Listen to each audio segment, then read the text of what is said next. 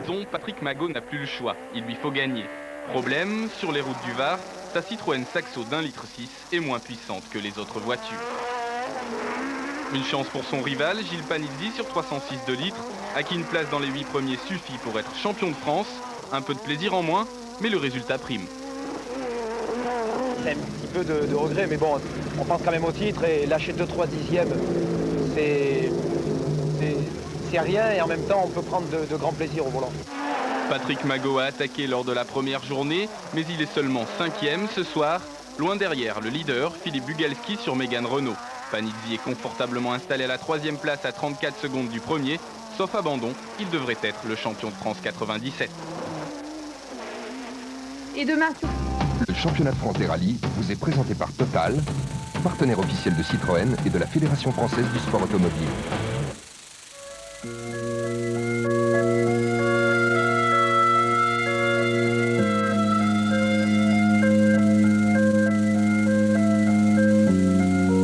Pour une poignée de secondes, il était une fois dans le Sud. Voilà le titre de la super production offerte à tous cette année pour l'ultime étape du championnat de France. Face à face, 2 hommes et 2 équipes que tout distingue. Philippe Bugalski, pilote d'usine, et sa Citroën Xara Kit-Car. Simon Jean-Joseph, pilote privé, et sa Subaru Impreza Gruppa. Entre les deux, l'égalité presque parfaite. Et comme dans un duel de western, le premier à dégainer sera le survivant. Rendez-vous au petit matin.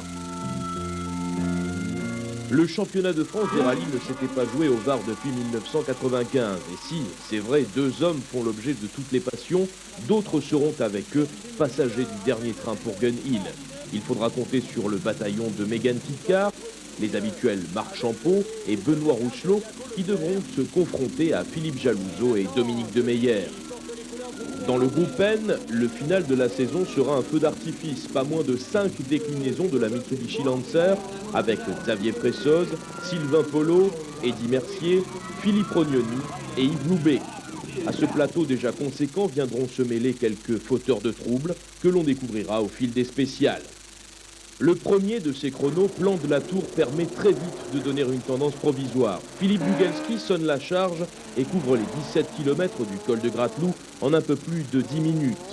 Derrière, les pneus de la Subaru ont souffert et Jean-Joseph doit concéder 12 secondes, talonné par la Mégane de Marc Champeau à 4 dixièmes et par Benoît Rousselot plus loin à 16 secondes de la 2e place, les 2 Méganes s'étant montrées souvireuses à l'extrême. Des Renault, il y en a encore derrière avec Jalouzeau à la 5e place et Demeyer à ses trousses, eux aussi handicapés par un train avant au comportement paresseux. 7e à l'issue de cette première spéciale, la Subaru de Francis Mariani, toujours aussi spectaculaire, et qui devance la 306 Maxi d'un autre insulaire, Jean-Marc Manzagol, le fils de bonne famille. Les 2 hommes sont suivis, et c'est une performance sur le sec, par la Clio Maxi du jeune Belge Chris Prinsen, récent 2e du rallye du Condro, au milieu des WRC. À suivre.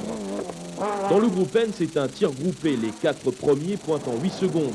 Le plus rapide, c'est Xavier Pressoz au volant de la Lancer Evolution 5 du Gamma Racing, un peu moins de 3 secondes devant Yves Loubet en pleine découverte de sa monture.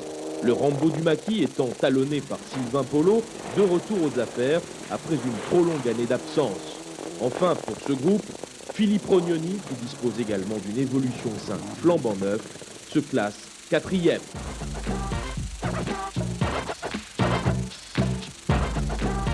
Sur les 32 km 600 de Colobrières, on se rassure, les 12 secondes de différence entre Simon Jean-Joseph et Philippe Bugalski n'étaient qu'un incident de parcours. Le duel va bien continuer puisque le pilote de la Subaru ne concède ici que 7 secondes et demie. Dans cette spéciale qui s'annonce comme le juge de paix du rallye, la différence est moindre malgré les conditions météo favorables au Kit-Car. Bonne augure pour les prochains passages.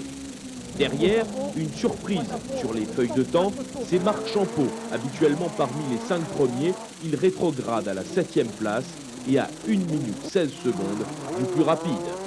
Déjà dans celle d'avant, on arrive avec les pneus qui sont fatigués. Donc dans la longue spéciale, on part pas vite. En économisant les pneus, on les amène pas au bout. Au bout de 20 km, on est à l'arrêt. Puisque les pneus ils sont plus qu'à la toile, il y a tout qui est parti, la bande de roulement et tout, donc on était arrêté. Donc j'espère qu'ils vont trouver, parce que si c'est comme ça, si on en perd à chaque fois 40 dans la longue, c'est pas la peine qu'on continue, quoi. Rousselot, sur la même voiture, a également marqué le pas, mais perd moins d'1 seconde au kilomètre sur la Citroën Xara de tête. Les coupures moteurs l'ont ralenti. Mais malgré tout, Jalouzo est à 25 secondes après une excursion hors des sentiers battus. Le reste du peloton de tête est formé de Francis Mariani, 5e temps, à 57 secondes du leader. Dominique Demeyer, 6e, 9 secondes derrière le pilote insulaire. Et Jean-Marc Monzagol, 8e à la suite de Marc Champeau. Après les misères des uns et des autres, le classement de la 3e spéciale Puget-Ville reflète un semblant d'équilibre dans les forces en présence. Disons en gros que les écarts semblent plus logiques, si ce mot peut s'appliquer au rallye. L'écart entre les deux prétendants au titre reflète en tout cas beaucoup mieux ce qu'a été cette saison. 6 dixièmes de seconde séparent la Xara Kitcar de la Subaru Impreza. La nuit tombante fait sortir l'humidité et chuter le mercure des thermomètres. Le Var redevient le Var. D'ailleurs, en groupe N, on retrouve le même type de situation puisque Sylvain Polo, qui signe le meilleur temps, ne reprend que 2 petits dixièmes de seconde à Xavier Fressoz. Les deux pilotes varois devancent d'environ 5 secondes les deux Corses, Yves Loubet et Philippe Rognoni.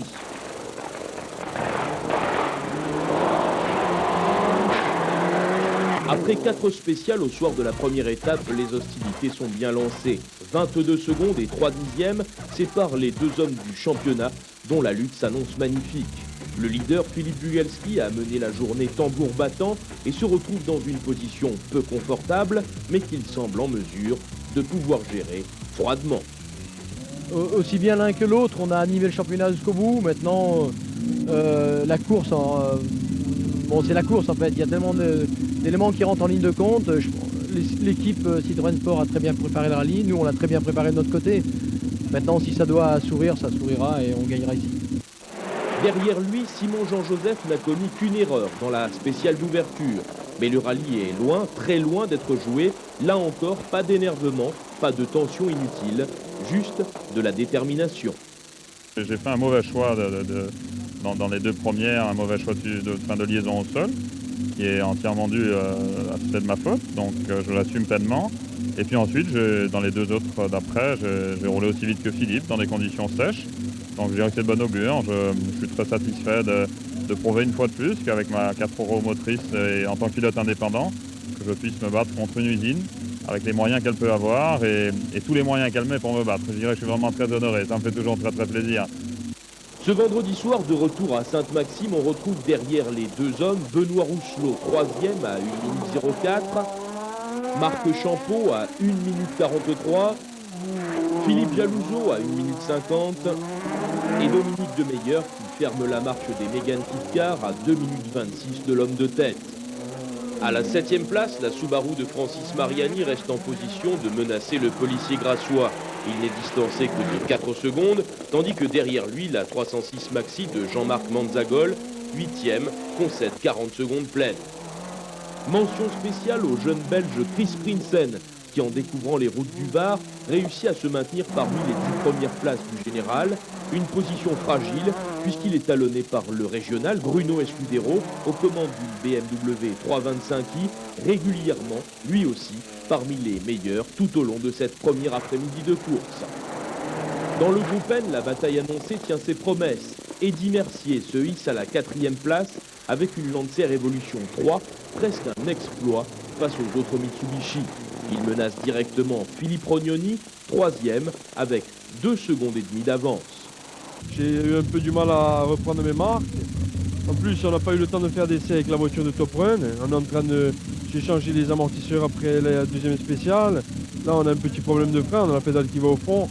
Bon, et ce soir, je suis qu'à 16 secondes de Yves. Et franchement, j'ai roulé à ma main sans faire d'erreur.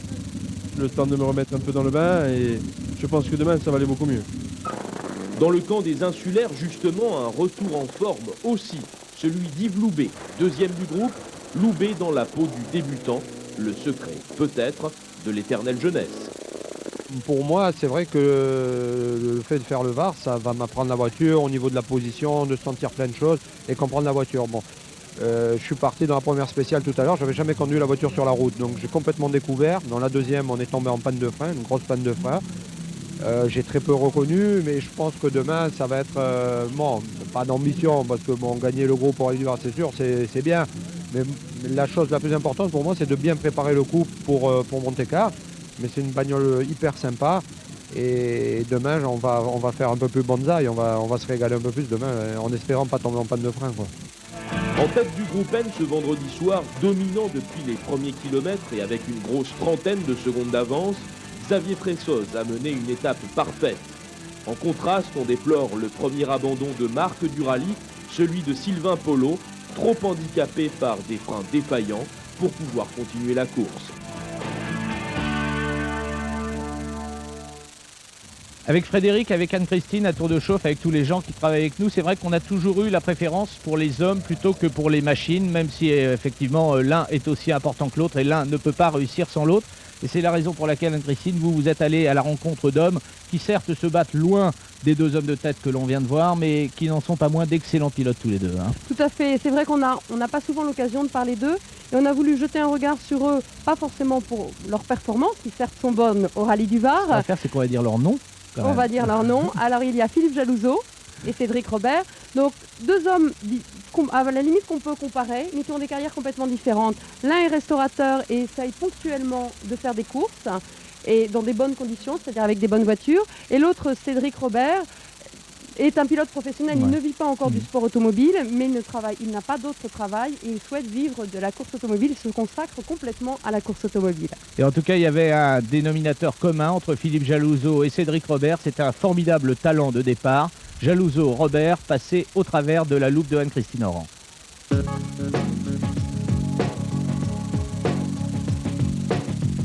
Les premiers pas de Cédric Robert sur 4 roues remontent à 1988. Cédric n'a que 16 ans, pas le droit de toucher encore un volant, et c'est dans le siège de droite que va naître son ambition. Ambition soigneusement entretenue par son père, lui-même rallyman, qui lui promet une voiture de course s'il réussit son bac. À 18 ans, Cédric entre en course automobile comme pilote dans des rallyes régionaux dans un premier temps. Mais sa vraie carrière va commencer au volant d'une Fiat Cinquecento en 1995, où il termine deuxième avant de s'imposer dès l'année suivante. 1997, année européenne au cours de laquelle Cédric a l'occasion de découvrir de nouveaux terrains. Son avenir ne se limite plus à l'asphalte et c'est pourtant à nouveau sur cet asphalte français qu'il va réussir une de ses meilleures saisons cette année en remportant pour sa première participation le volant 106 Peugeot. À 26 ans, Cédric va prendre un nouveau tournant. J'espère que dans quelques temps on va pouvoir en vivre. Déjà l'année prochaine on sera pilote officiel Peugeot. Donc déjà c'est un échelon qui est gravi. Donc on va voir par la suite. Mais au Var, Cédric veut encore prouver que l'on peut lui faire confiance.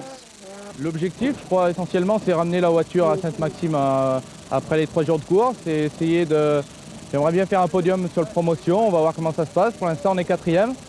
On va voir, on va essayer d'attaquer un petit peu plus et essayer de rentrer dans les 3. Est-ce que le Rallye du Var, c'est pas un petit peu préparer à l'avenir et prouver qu'on a un certain niveau? Moi, je le prends un petit peu comme ça. J'espère que les gens de chez Peugeot vont voir ce qu'on a fait et qui vont réfléchir à leur tour.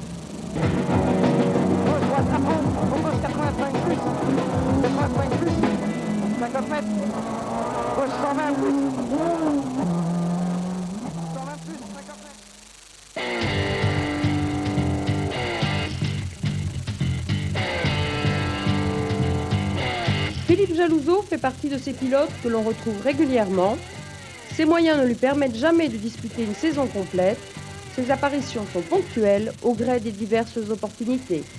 On n'a pas vraiment le choix, on peut pas, c'est pas vraiment nous qui vont choisir, hein, puisque malheureusement moi je n'ai pas de moyens pour ça.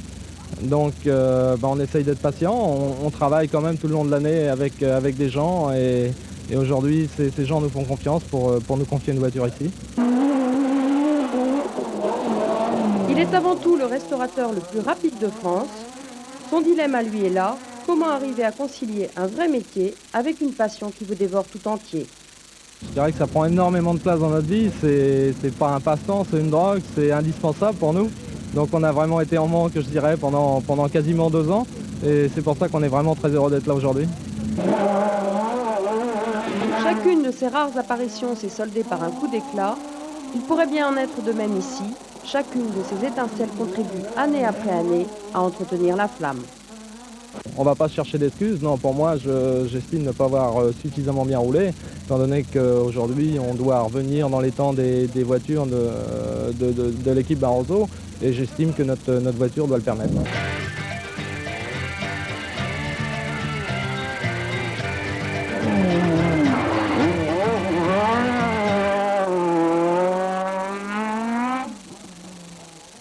Philippe Jalouzeau, Cédric Robert, on pourrait en citer des dizaines d'autres et on pourrait citer notamment parmi ces gens-là un des grands animateurs de la saison complète dans ce championnat de France, Eddy Mercier.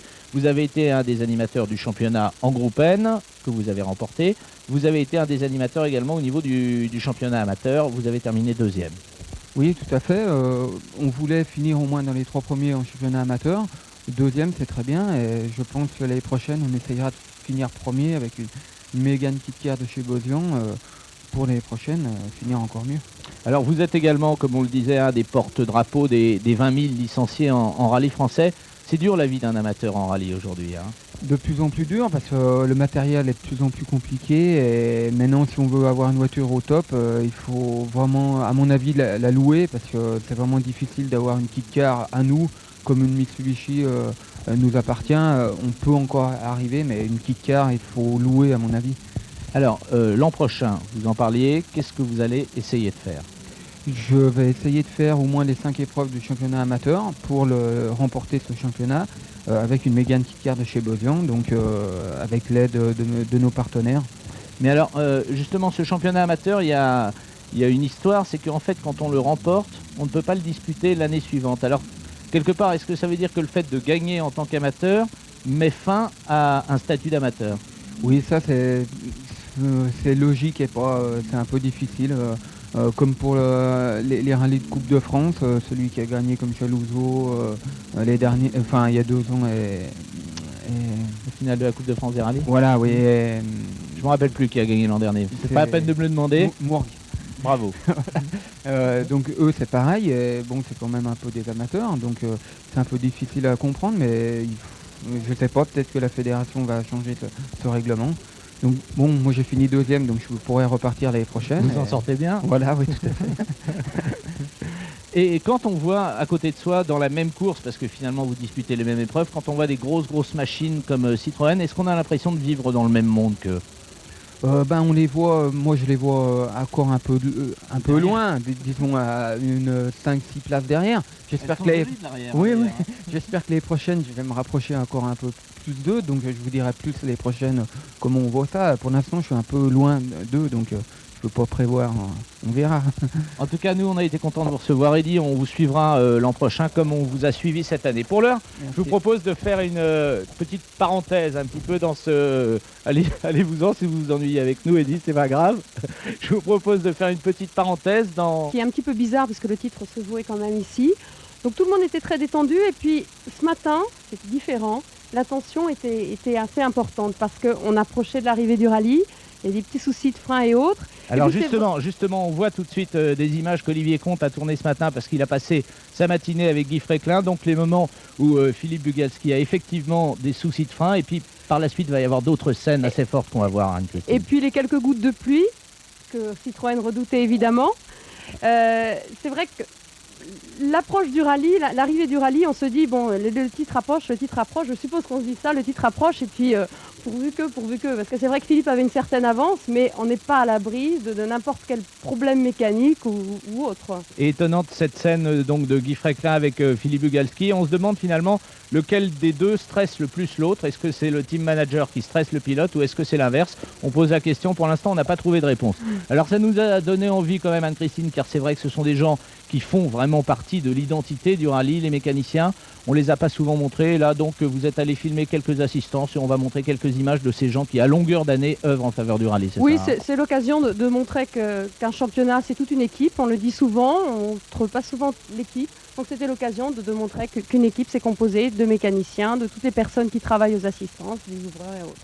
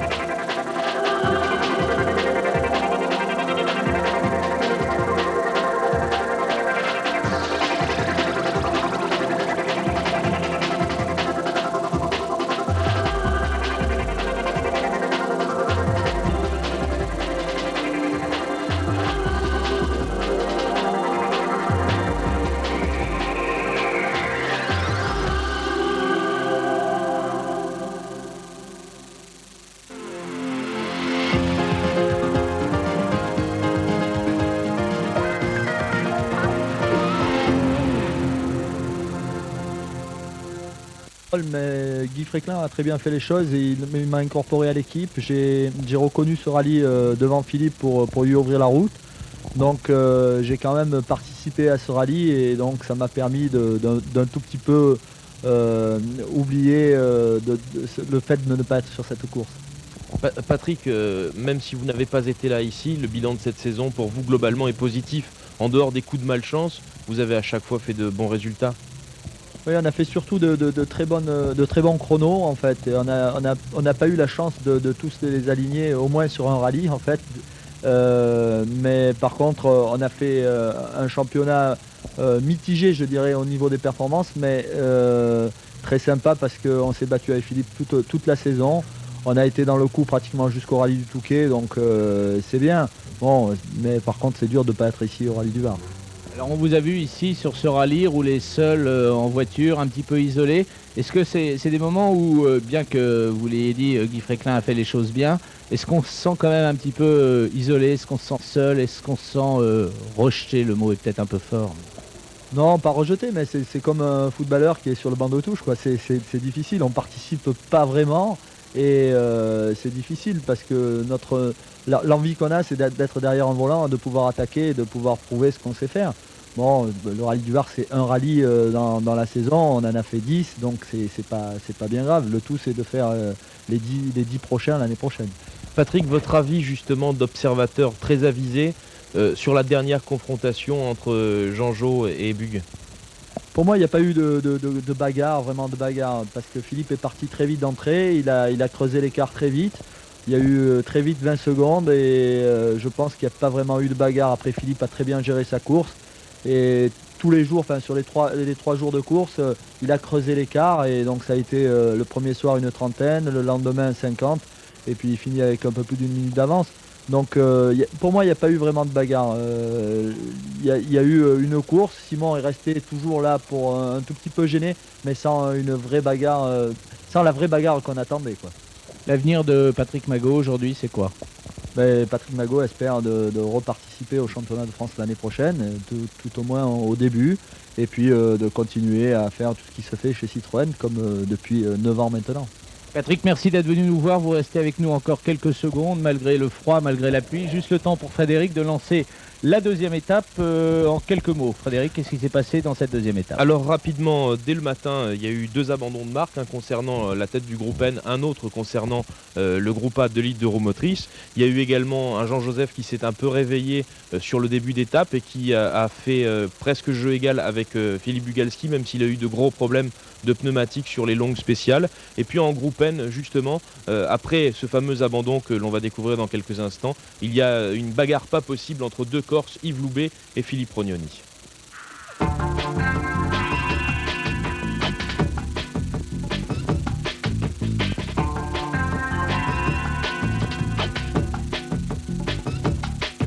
Le choc des mondes, acte 2, scène 1. La journée commence avec un nouveau passage dans la spéciale de Colobrières, 33 km au petit déjeuner. Philippe Bugalski mène le rallye à la baguette et prend 14 nouvelles secondes à la Subaru de Simon Jean-Joseph.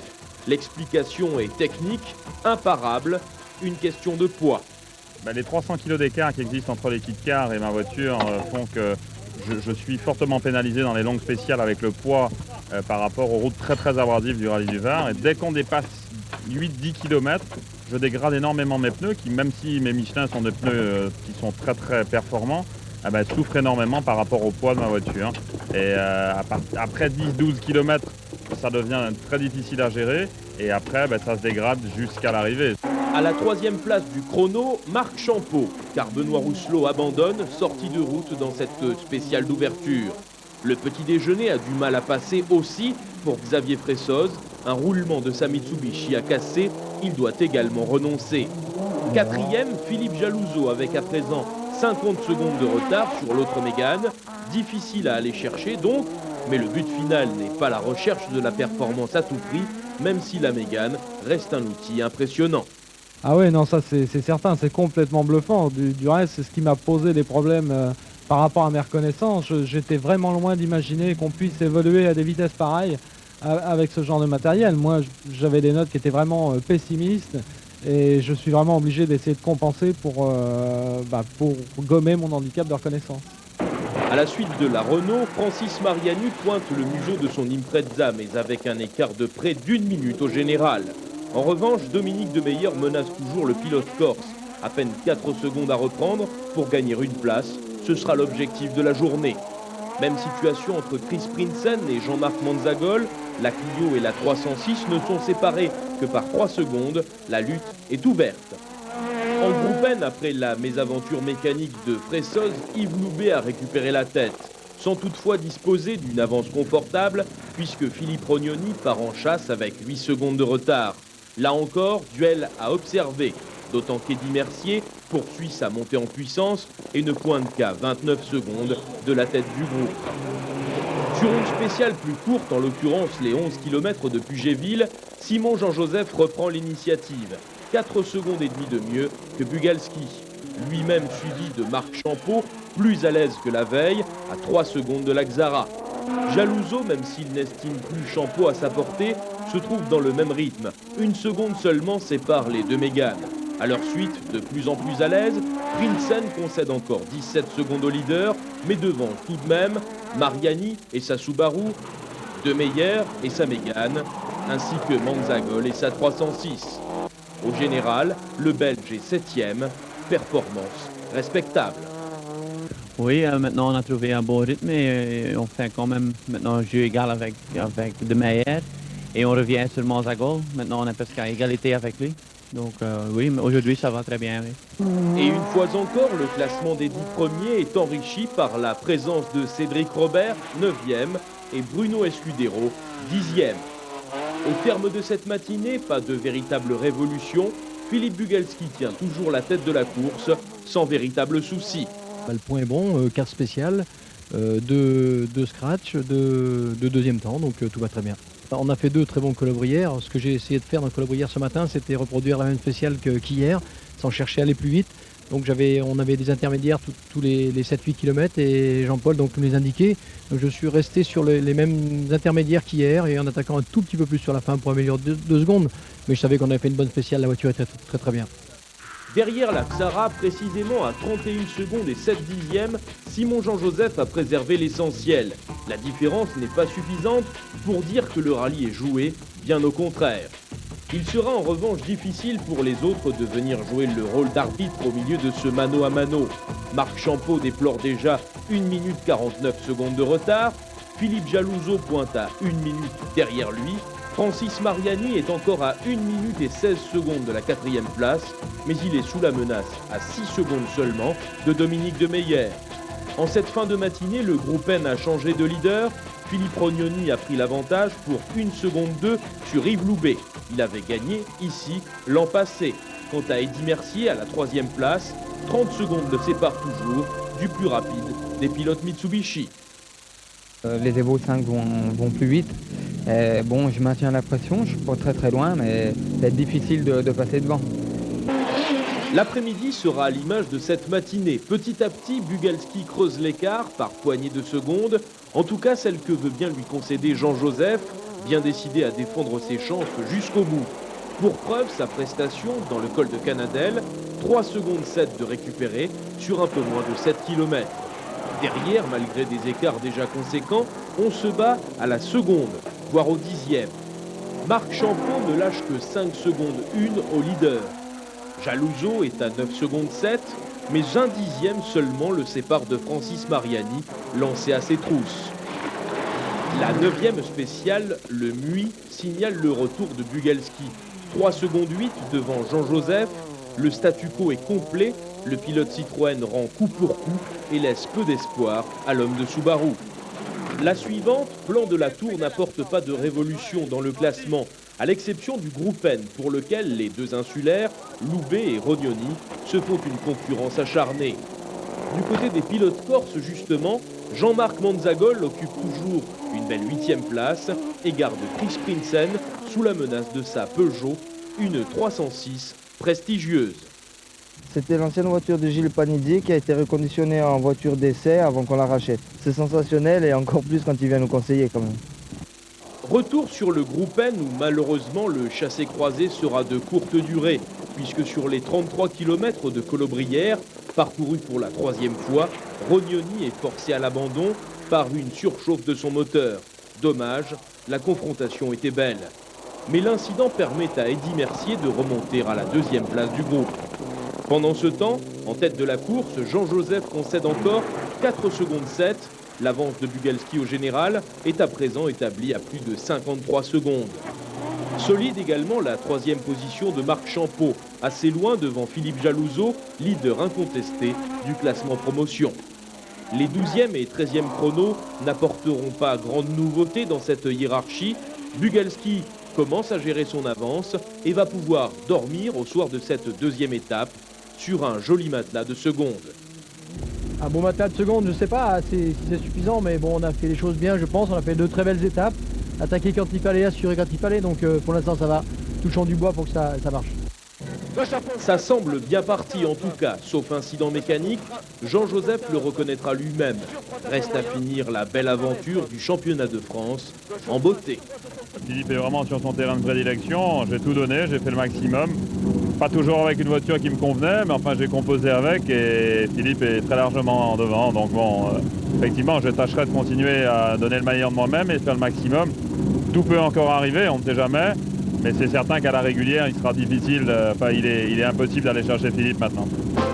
De retour à Sainte-Maxime, il règne donc sur le rallye une ambiance de calme et de sérénité, même si personne n'est à l'abri d'un incident mécanique. Les écarts à la régulière, il est vrai, sont gérables dans tous les cas, à l'exception de celui qui sépare la 5e et la 6e place. Francis Mariani ne dispose en effet que de 8 secondes de répit. Dominique de Meyer frappe à la porte du pilote insulaire.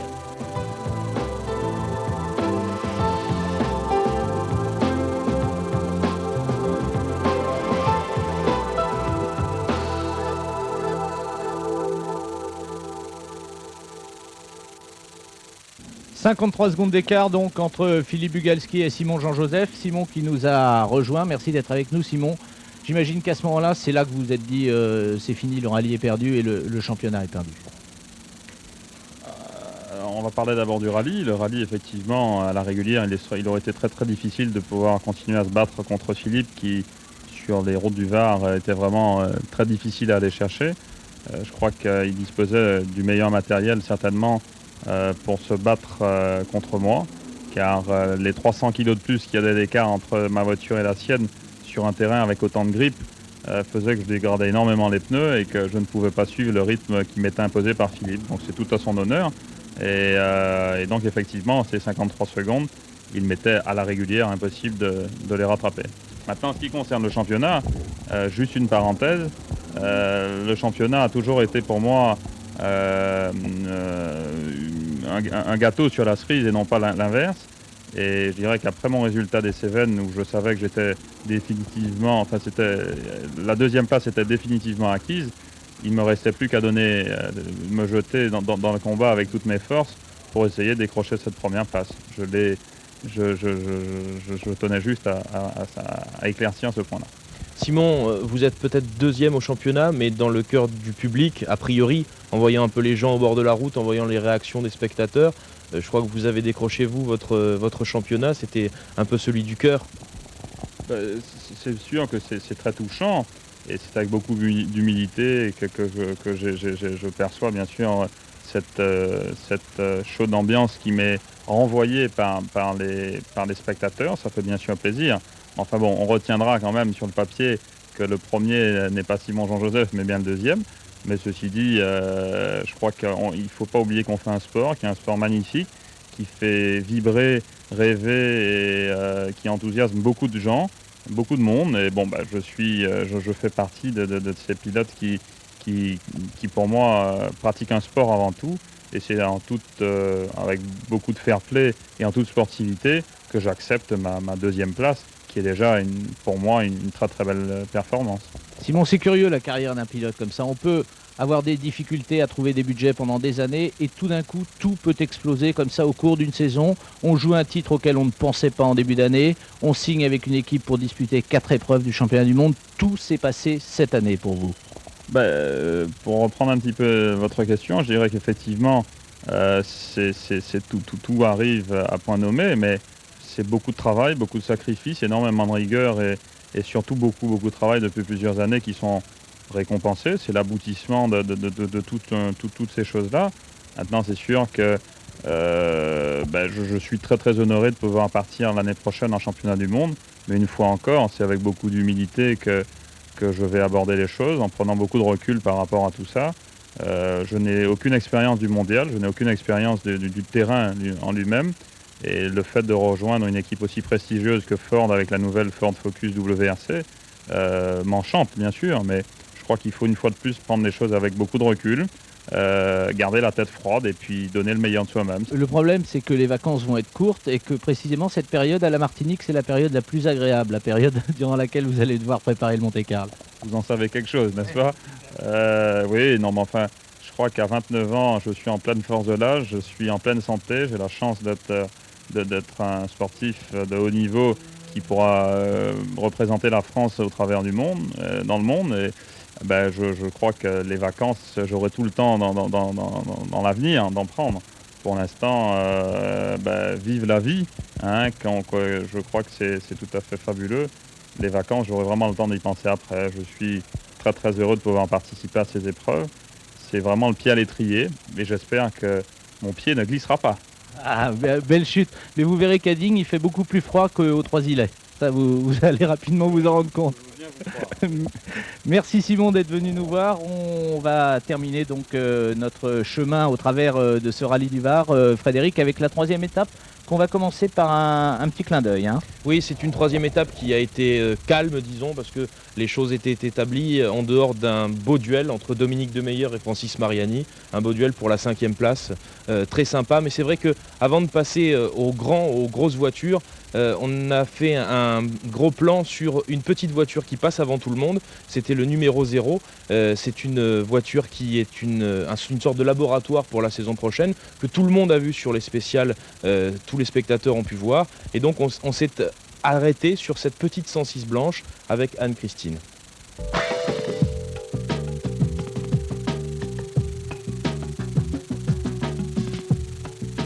Fabrice Morel, 26 ans, est mécanicien avec son père. Sa carrière de pilote est très liée à Peugeot. J'ai commencé par les formules de promotion Peugeot en 1994 sur la Terre. J'ai gagné la Coupe 106 Terre en 1995 et la Coupe, le volant 106 Junior Asphalt en 1997. C'est donc tout logiquement que Fabrice se retrouve au volant d'une nouvelle 106 destinée aux formules de promotion Peugeot pour 1999. Un rôle d'essayeur qu'il apprécie. On aborde le rallye différemment, moins de pression bien sûr, parce que le chrono c'est pas le principal souci. Le principal souci c'est de développer la voiture, de proposer aux clients Peugeot Sport 99 une voiture qui va être 100% fiable. Et essayer la voiture, développer la voiture, c'est quelque chose qui vous plaît? Oui, c'est quelque chose qui est très enrichissant. C'est assez difficile dès le début, mais bon, on écoute, on essaye d'analyser l'auto le mieux possible. Et puis c'est très enrichissant pour les années futures et c'est un nouveau challenge.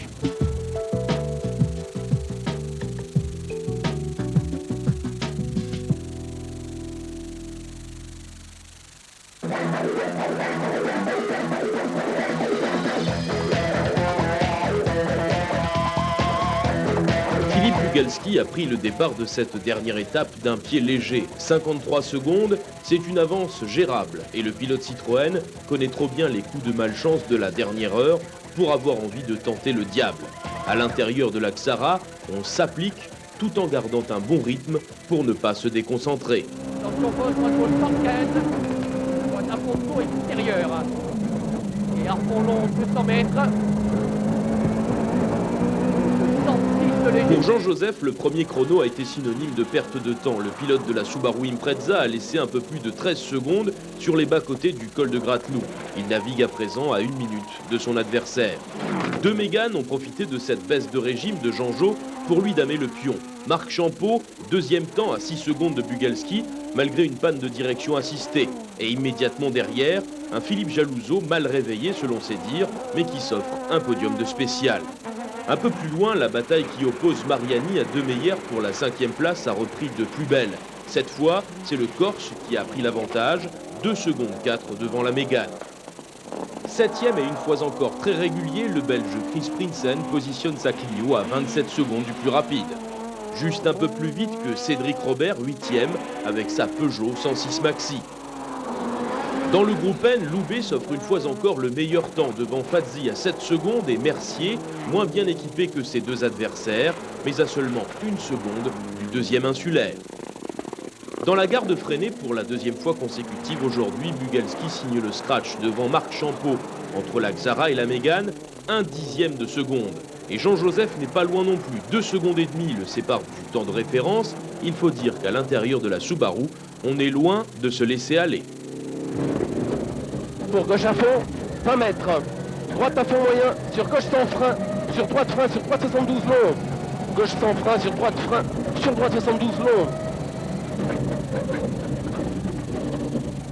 Pour gauche à fond, sur droite gauche à fond, pour gauche 80 plus, droite gauche à fond, pour gauche 80 plus, sur droite gauche à fond frein, sur droite 80, droite gauche à fond frein, sur droite 80, pour gauche 80 en deux au panneau s'ouvre, gauche 80 en deux au panneau s'ouvre, et 20 mètres, épingle droite, 20 mètres, épingle droite.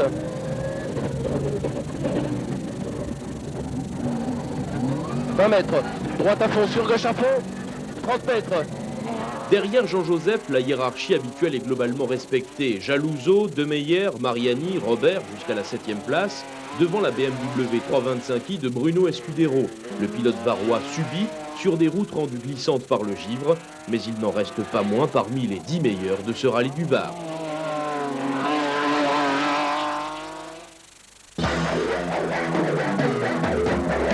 Spécial numéro 16, Capelude. Reste une vingtaine de kilomètres chronométrés à couvrir avant l'arrivée du rallye. Tout le monde marque le pas. Philippe Bugalski peut-être plus que les autres, mais cela ne l'empêche pas de signer le scratch. Il devance dans cette spéciale les Méganes de Marc Champeau et Philippe Jalouso. Jean-Joseph n'est une fois encore que 4e, mais l'explication est simple. Il a chaussé des pneus usés. Le pilote de la Subaru a visiblement décidé de se faire une raison. Dans cette spéciale, le seul duel encore en cours, Demeyer et Mariani.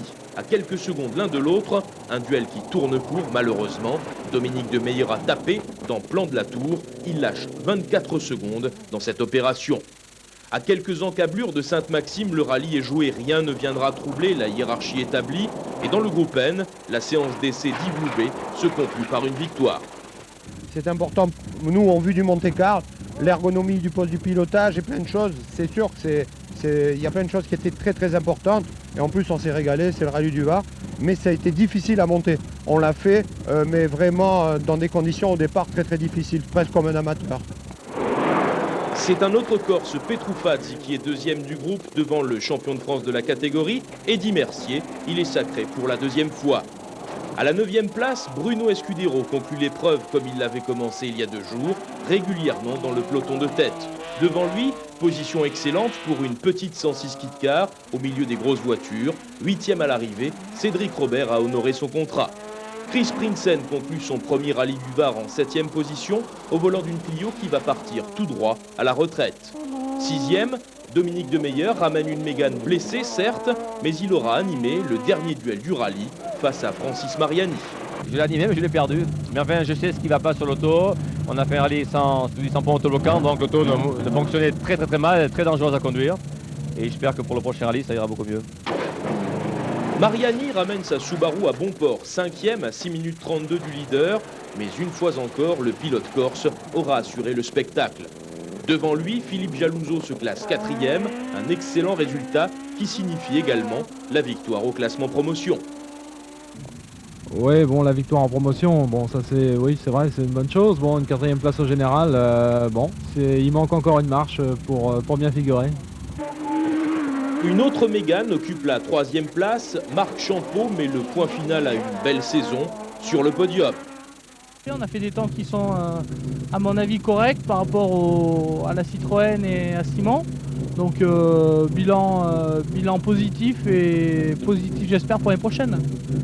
Ça prouve que quand on a déjà fait le rallye, on est capable d'aller vite, donc je suis content. Deuxième, Simon Jean-Joseph aura fait rêver le public varois jusqu'au bout. Certes, le scratch était injouable, mais l'essentiel a été prouvé. Le gaillard aura été une révélation pour certains, une confirmation pour les autres. Rendez-vous avec plaisir en championnat du monde l'an prochain. Le sacre de l'automne arrive enfin pour Philippe Bugalski. Le pilote Citroën a fait un rallye parfait, à la mesure de son talent. La récompense, c'est le titre de champion de France 1998. Après une saison loin d'être évidente, le soulagement et la joie du pilote vichysois faisaient plaisir à voir.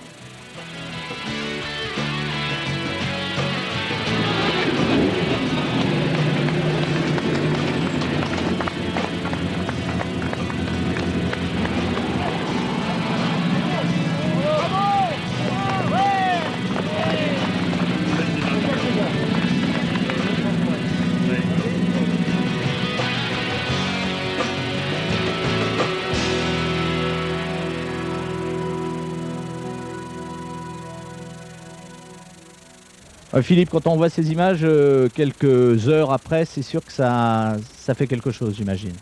Oui, c'est vrai que ça fait très chaud au cœur. Je pense que cette victoire ici au Rallye du Var et surtout le championnat de France pour nous, c'est le résultat d'une somme de travail durant toute cette saison où il y a eu des moments fastes et néfastes puisqu'on a manqué un petit peu de réussite à une certaine période de la saison par une sortie de route sur une faute personnelle.